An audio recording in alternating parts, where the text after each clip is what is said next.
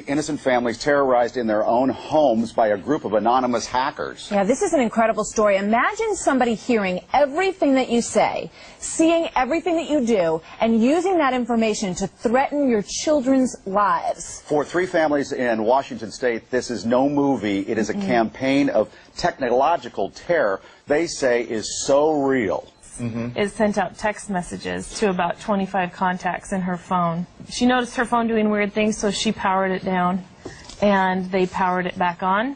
And we started getting phone calls too, restricted phone calls. Get the out. We kill people at Curtis when you least expect. All your stupid friends. And Curtis is the school. Yeah, we were sitting in our living room, and my husband was on his cell phone, and so the camera phone would have been facing the couch that I was sitting at with my 2 young children. My son was eating top ramen covered in a blanket. The noodles. Yeah.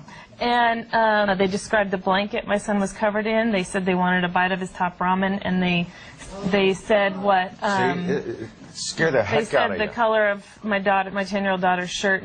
I wouldn't mind if he's just going to watch me or something, but the tracking on and the harassment, it's a little much, you know.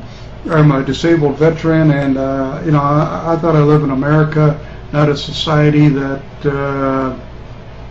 will attack its own citizens. You know, if I've committed some crime, let me know.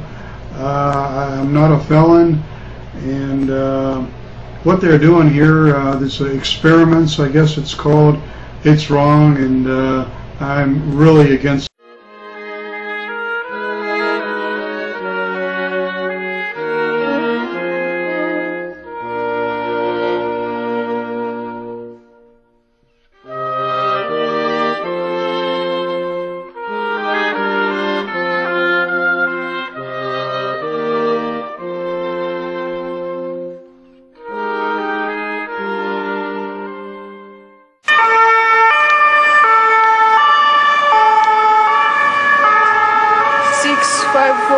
Something. 1,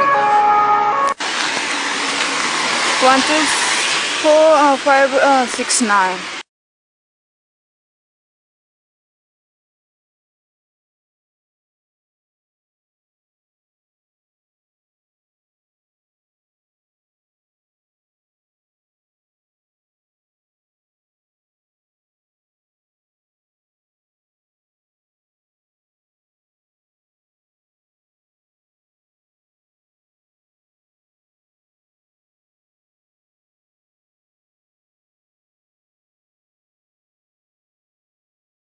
Welcomed visit. I was targeted. Phoenix Mayor Phil Gordon has found himself in the sheriff's crosshairs on a number of occasions. All these so-called allegations, all the FBI investigations boils down to one guy, and that's the mayor of Phoenix. In April of last year, Gordon wrote a letter to the Justice Department asking the agency to look into complaints of racial profiling against the sheriff's office. 20 days later, sheriff's deputies demanded all of the mayor's emails, phone call logs, and appointment calendars.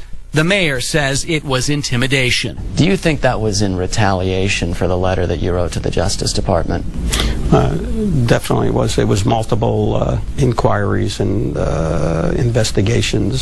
Started around 3 years ago, the harassment, and like a whole year later I found out it was the government. It took me a whole year of like looking.